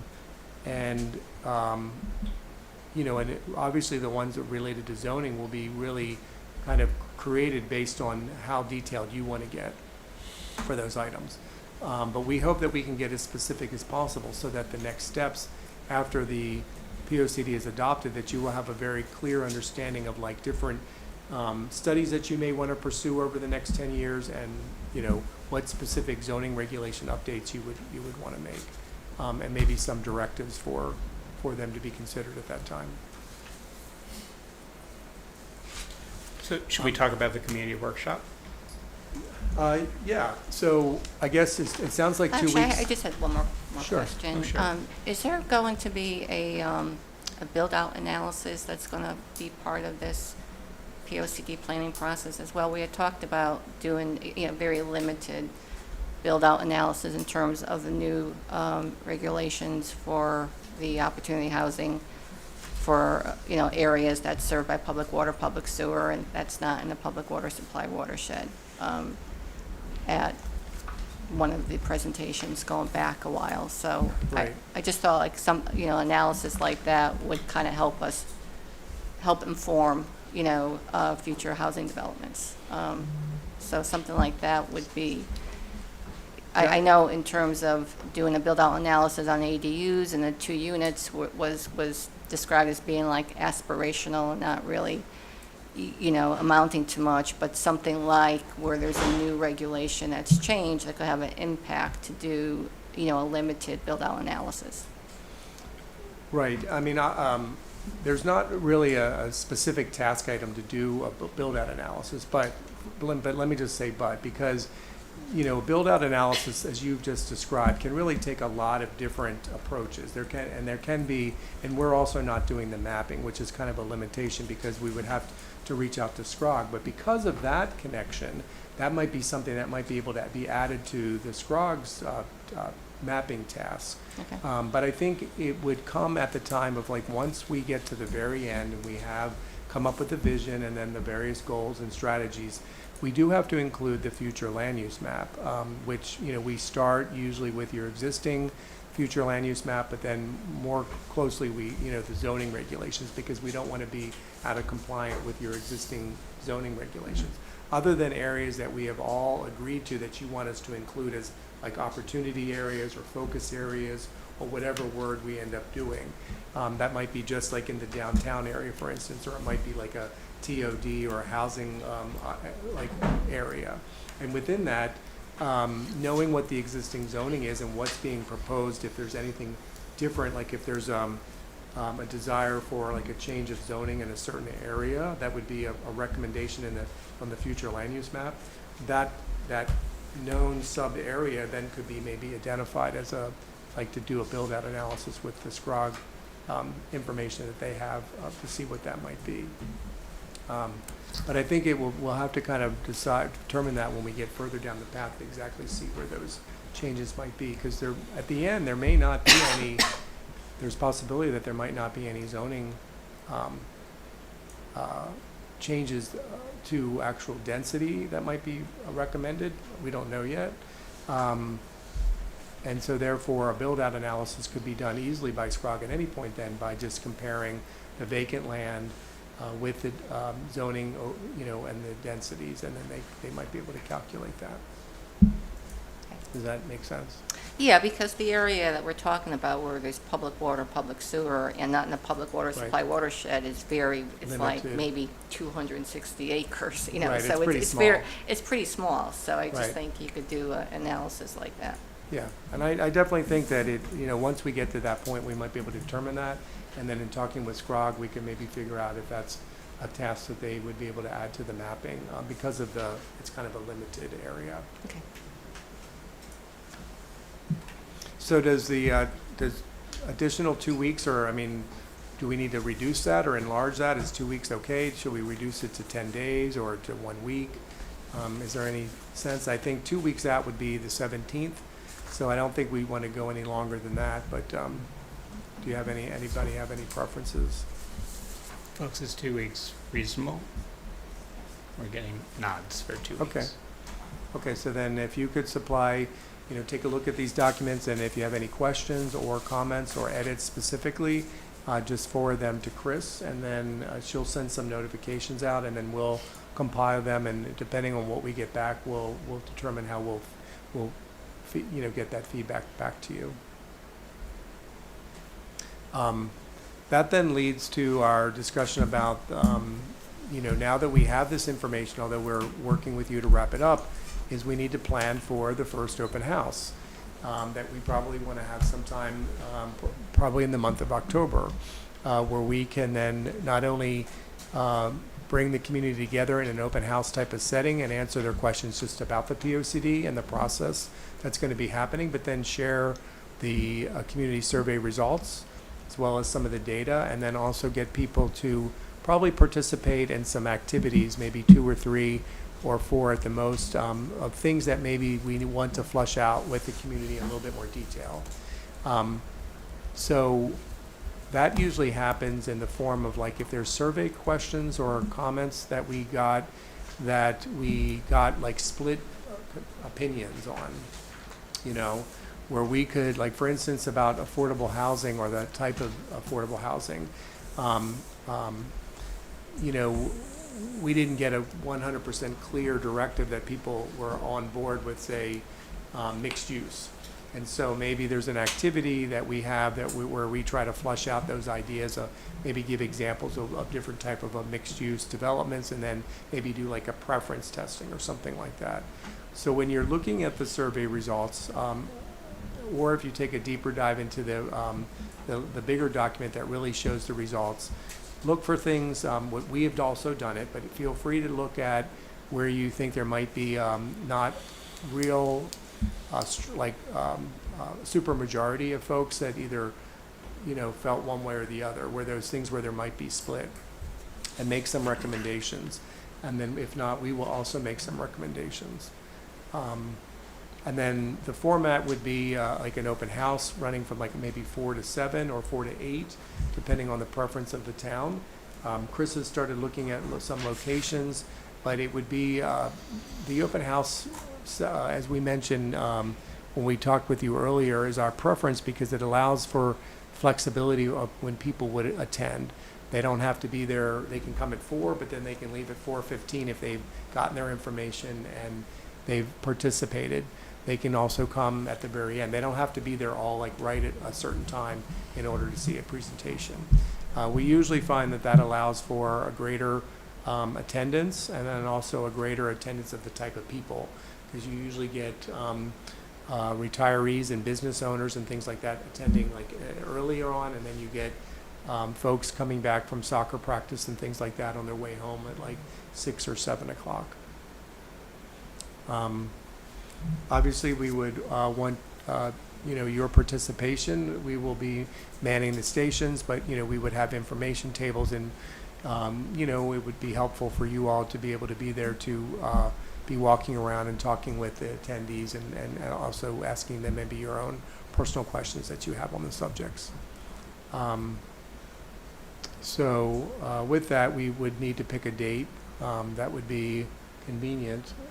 And I know, Chris, you've done some looking at some possible dates. Yeah, Or I think, Do you have it, Did you the suggest dates? the 8th, I think? I think it was the 8th. Yeah. So we were looking at this room just because, it's a workable, manageable area, and the 8th was one date, I believe it was the 8th, that this room was available to be able to, because there's already traffic coming through, in a sense, with people visiting the town hall and whatnot. It's a known destination.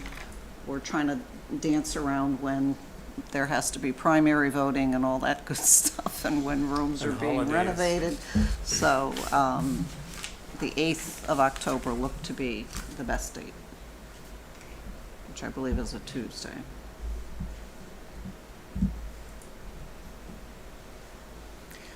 Is this room large enough? Like, how many folks do you, and to set up 4 stations or tables, I guess? I mean, it's always hard to predict. I mean, I think that this room is big enough based on the town's population size and what we've done in others, especially because people come and go.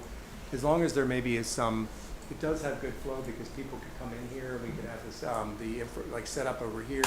We could have information in this corner. And then we could have the activity, like one here, one there, and one over there, where people would be doing a dotting exercise or something like that. We could maybe have a table with refreshments set up back there, and then maybe people could exit from the back door. And then that way there's kind of nice flow. There's also the potential for the Center Cafe area. Yeah, I think that's better. It's a little larger and may give you the similar flow. It's only got one main entrance is the only thing that I'd say, but and I don't know the availability, so I'm saying that just as a suggestion. I can check that. What But is that? It's a building in the, It's Says just it's building right across the street. over kitty corner. Yeah, I mean, we're flexible as long as it has a space that's at least this big, that's open, and that we can set up, we'll want to set up, an information table, again, the welcome table, information table, and then 2 or 3 stations, which we would have a table with boards on the station, on the table, and then we would set chairs around so that if people want to sit down at the activity table, or if they just get tired, they can sit down. The open house is also nice because there ends up being lots of conversations and people start talking with their neighbors, with commissioners, with us, and so there's lots of conversations going on. So acoustics sometimes can be a little bit of an issue, but as long as it's not, we found that if it's in like a gymnasium, that can be very problematic because acoustics are bad in there. And we would invite all relevant boards and commissions, that's a good time to, it's a public thing. well, but also would we Is there a conflict? specifically encourage those groups, the Conservation Commission? Well, they're To that- also being encouraged to discuss in their own meetings what their vision is for where they want to go, correct, in the next 10 years. But Yeah. to Rob's point, if it's not at this session, will there be another session for boards and commissions? If not, then I completely agree with what Chairman Klee is saying, and making sure the boards and commissions understand this is their opportunity. Well, it's one of many, or several, I should say. So, I mean, I think with these open houses, it's important that people attend as a resident or a citizen of the town, regardless of whether you're a member of a board or not. And I would think that at these open houses, it probably would be better to, I think you should attend so that you learn more, but you should be, if you write a note or a preference, you should be doing it based on your own preference, not for what the board is, because that will be kind of coming later, But I think that all boards should be invited to attend as an individual.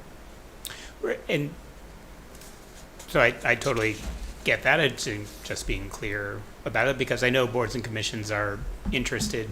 They want to participate, and they may see the open houses, is this my only opportunity? So I think clearly communicating that this is meant to be. And I think what we've been communicating, I know we've talked with the first selectman about that, and we have been proposing to get some information out to all the various boards and commissions that, this process is going on, that they should start to talk amongst themselves and their board setting about what their issues that they might want to forward to the planning and zoning, to the TPZ. And then once we have the community vision and the theme areas later in the process, as we've discussed a little bit later, we will be having what we're calling roundtable meetings so that we have the very clear vision that you all have agreed upon, that we've shared with the community, and that we will start to look at action steps that can meet the vision, and that's when we'll want to get specifics from them at that time as well. But they should participate throughout the process as also.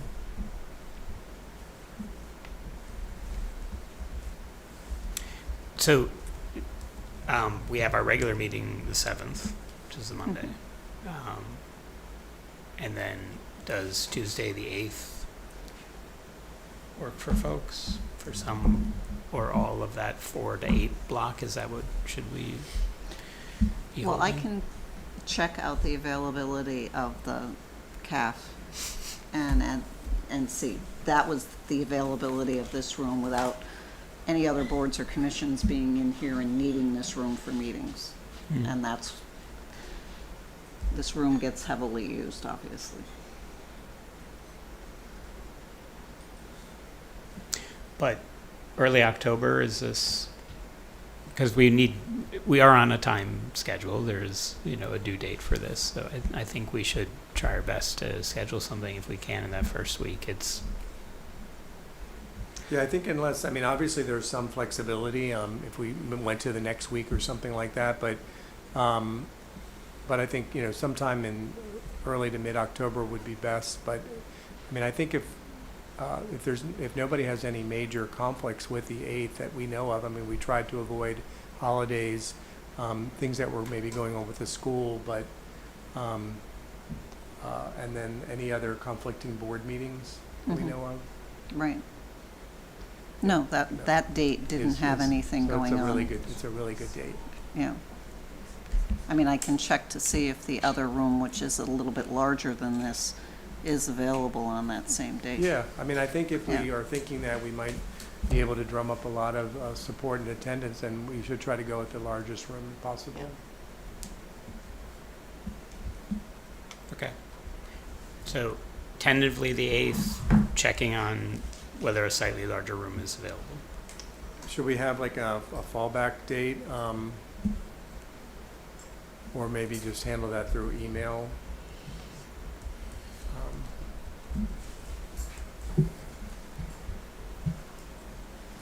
No, but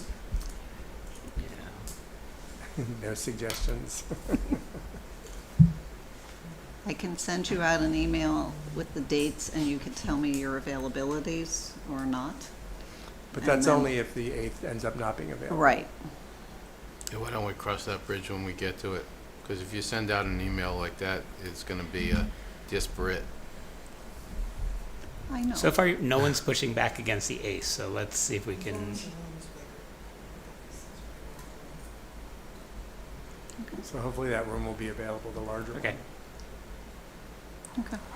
Okay, well, thank you for your time. I know there was a lot of information to go over, a lot of stuff to take in consideration and all, but I appreciate all the attention, and we look forward to any additional comments that you have, and we'll address them. Yeah, and we appreciate all the work you've done so far and look forward to the next steps. Thank you. Thank you. Great, thank you. Thank you. We'll let you in the crew button up your laptop. We have a little bit of agenda to finish, if we could, if folks could.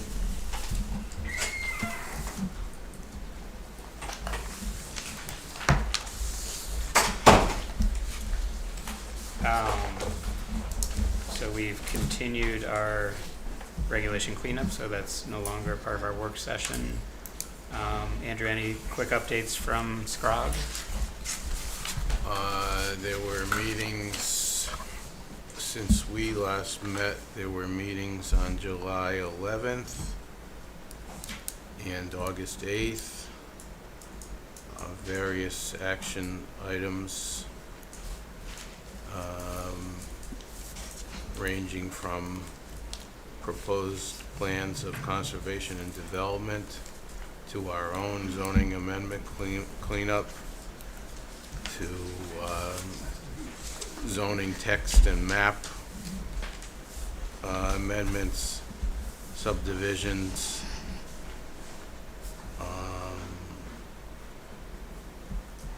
colleges and schools, all from Madison, Woodbridge, New Haven, North Branford, North Haven, and Derby, none of which had any negative intermunicipal impact or negative impact upon the Long Island Sound. And then in August, there were action items from the City of Milford, Town of Wallingford, and City of West Haven. Milford had to do with an amendment to not permit any additional vape or tobacco shops in the city. All those already existing would be exempt, but there would be no more. Wallingford just had to do with public water, and West Haven redistricting a particular neighborhood. Again, none of which were found to have any negative intermunicipal impacts or negative impacts upon the Long Island Sound. And there is a meeting next week, I believe. Great. Thank you, Andrew. Any questions for Andrew? Hearing none. Kathy, any updates from the Housing Committee? Yeah, I just wanted to highlight, we talked about this at our last housing meeting, that homelessness for the third year in a row has gone up another 13%. And that was an article that came out last month. If anybody's interested in it, let me know. Kathy, homelessness across the state or? Across the state. Okay, thank you. Yeah, Yes. homelessness, yeah, in Connecticut. We did update, courtesy of Allison, our support staff. We updated the Housing Committee page, and we included a nice flyer on ADUs, 2-unit buildings, and a QPR code to check out a affordable housing tour that was done by SCROG. So if anybody's interested in this flyer, I'll hand that out. Our committee did work on establishing emails for town business, as has been recommended. So most of us have done that. So we have separate emails for town business. And I think the only thing else I wanted, we have a meeting tomorrow, and we will have a representative from the Connecticut Fair Housing Center, and that's a organization just dedicated to ensuring Connecticut residents have access to housing of their choice, free from discrimination. And just as Chairman Klee said, our next meeting, we will have DOH scheduled to go over the incentive housing zone program. That got rescheduled. So that will be a joint meeting for that particular section, will be a joint meeting between TPC and the Housing Committee. And that's going to be by Zoom, that portion? That portion will be by Zoom. He'll be, or whatever Mike platform. Santoro will be Zooming in, yeah. So to be very clear, it's not a Zoom meeting for the public. It's just the presenter will be presenting via Zoom. And it is a WebEx, if I'm not Hmm? mistaken, correct? What? Is it WebEx or is it It'll Zoom? be WebEx. I believe it's WebEx. I don't know. Not that there's a It, big it difference. doesn't ma- It'll be virtual. My point is I that the understand. public will not be able to join in Correct. via, It is simply so we can It's have not a guest hybrid speaker meeting. show up on a screen. it's just a speaker who's gonna be speaking via a hybrid form. Thank you. Zoning enforcement officer, anything to report? Just chasing a few zoning enforcement things. Sometimes it's dealing with rentals where people are doing activities that other neighbors don't appreciate in the area. And then we've also had some where there's, material that's being stored outside, so I've sent out letters and they're cleaning it up. So, Any nothing. update on Luciani? It's been 2 Um, months since we. He did file applications with the building department for the house construction on both 110 and 114, so those have both been filed. They're filed as a two-family house. Not originally he had said they would be an accessory dwelling unit. They're being filed as two-family houses, which is an allowed use in that area. He still did not have a specific. He said that he personally had purchased a piece of property in another municipality to be able to bring the material that he's got on site there because he's having a difficult time finding someone who will take the material that's there. But now he's having an issue with the town where he purchased the property to be able to get them to allow him to bring the material there, so. Is he done hammering? Do we know that?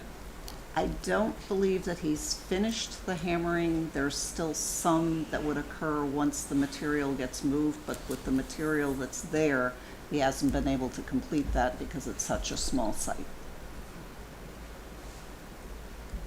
Okay.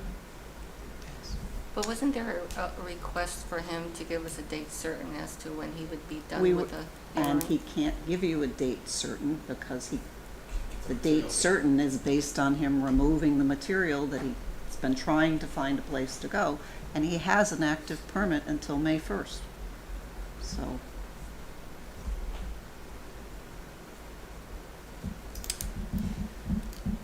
Thanks, Chris. that's the best I can offer you on that. And then quickly, we received our quarterly newsletter for some nighttime reading for folks, but then if you could walk us through our So- notice from the siting council? or So the related to thing that you got from the siting council is just a notice that they give us. It doesn't require any action on your behalf. I give it out to you so that if anybody's asking what's going on. So this is an existing tower where they're gonna be removing some antennae and then they're gonna replace antennae, so, And they're otherwise exempt. and otherwise they're exempt. So it's not a new tower. And that particular tower is not, I'm not even sure that it's visible I think you can see it from the highway, but I'm not sure, or from the Merritt, but I'm not sure that you can actually even see it from a house. Do you know what the status of the tower on Soundview or Newton is? That one, the appeal was denied. Yeah, that was the Supreme last I heard. Court, the Supreme Court, yeah, so it's, now they haven't filed any permits as yet. They haven't filed any permits yet, but that But they're one clear will to be go. going forward. Minutes, did anyone have a chance to look at the July 1 minutes? Otherwise, we'll carry them over to the next meeting, because it's getting late for you guys. It is like, Chairman, just real quick in terms of any other business, I just wanted to Can bring you up. let them get through minutes? Oh, sure, I thought that was after, that's No. fine. what, did folks have a chance to review minutes, or should we hold them over to next time? I looked at them, I thought they were fine. Yeah, I looked at them, I thought they were fine too. I'll make a motion to approve the minutes. Second. Moved and seconded. Any further discussion, edits, changes? Hearing none, all in favor of approving the minutes of July 1, 2024, say aye. Aye. Any opposed, any abstentions? Do you have your minutes? Okay. Chair.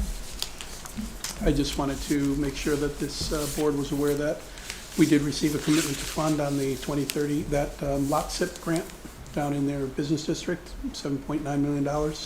So we're waiting to go through the steps at this point in time. But it does include a lot of what was reviewed today from Robert's standpoint as far as sidewalks and pedestrian and biking accessibility specifically in the business district, and connecting a number of the areas via large pedestrian and bike combination type walkways. Great. So Any interest in any of the empty buildings on yes, 63? there are contracts on a couple of things that I've been told and checking on, and including the Katz Starbucks area, those two complexes.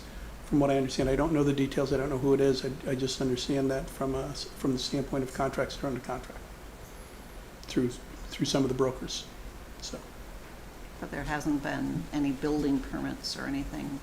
Yeah. I know Amity, what was Amity Meat, they've been working on cosmetic The sign's cleanup up. The sign's up. Yeah, cosmetic cleanup inside.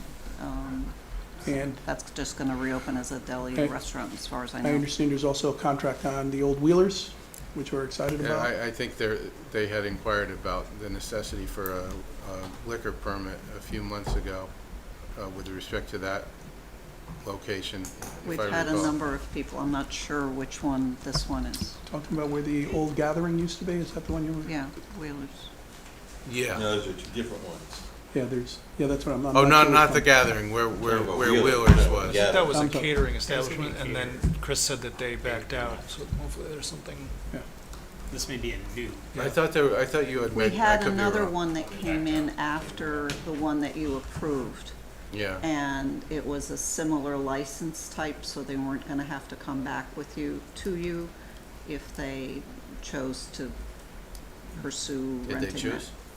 But I haven't heard. We don't get, does this board get involved with liquor license? no. I didn't Yes. think so. Just drink. They have to approve the use of liquor, so if Gotcha. the type of liquor license required changes, then it has to come back here. But if it's the same, I can sign off it as a zoning enforcement officer because it's the same use. So, But we don't issue the liquor permit. no, but you approve a special exception use for a liquor establishment, which allows If me one to is sign needed. off on the application that they submit to the state for a liquor permit. The micro creamery might be interested, that's the only reason, so Yeah, I just want to know the process to tell them. he came in and he He did? talked to me. Good, Liquor in the ice cream, I like that. that's what they're thinking, that's what Sign me they're up. thinking. Anything else? Chris, anything on your? Not that I can think of at the moment. What was it? Oh, no, I'd sent you out all, an email that, Coopop was looking for someone, didn't have to be the same person every month, but they would, look forward to having someone from town planning and zoning attend their meetings, which is the fourth Monday of every month at 6, I believe. I didn't understand what, in an unofficial capacity, they want someone to just sit in the meeting but not No, participate? it's in ordinance, it's part of their charges. There is supposed to be a relation, Coopop, Conservation, and TPZ. You're supposed to be a representative at those meetings. But it's not an unofficial, it's, Each one of us? You don't so- get to vote, but Correct. you would attend the Overlap. meeting. So, it is supposed to be me, which I have been unable to attend, and frankly, I think it is an improper role of our TPZ to have a member there opining on the things that they're doing. So it is a role where you would actually just sit and say nothing, in Yeah. my view, for Coopop, which seems like a silly waste of time. And so I can assign folks to do it, or I can continue to not show up, because I don't think it's appropriate that we have someone there, whatever the ordinances say. but I'll check on the actual outline in the ordinance you make a good point, and if that's really the case, If it's not appropriate, then ordinance is meeting, so we can kind of take a look at it and make the necessary Yeah. adjustments. I mean, quite honestly, if the town is going to purchase a piece of property or sell a piece of property, which would come through COOPUP, it also is mandated to come to you under an 824. And so having a member opine on something where a whole board has to act, they can't. Can't. Is the ordinance that each commissioner of three, one person should sit on each commission? No, or only just that only one? Only COOPUP Only is supposed COOPUP. to have someone Someone from from, conservation and someone Conservation. from Yeah. TTC. I appreciate the input, and I'll make sure that I Somebody wants to communicate it and take we take a look Scrog, at it. I'll take that. Oh, I have a West Rock Ridge State Park. Ben, did you volunteer for that one? Okay. I'll make sure they have your email, because they do that via it's a Great. Zoom meeting, so I'll make sure. Thanks. all right. Anything else? That's on a Thursday in October. Move to adjourn. Second. Any discussion? Hearing none, all in favor say aye. Aye. Any opposed, same abstentions? Thank you all. Thank you for taking the time tonight, and for your homework to review the And I'll look SLR. forward to your comments, and I will send you out prompts to get them to me.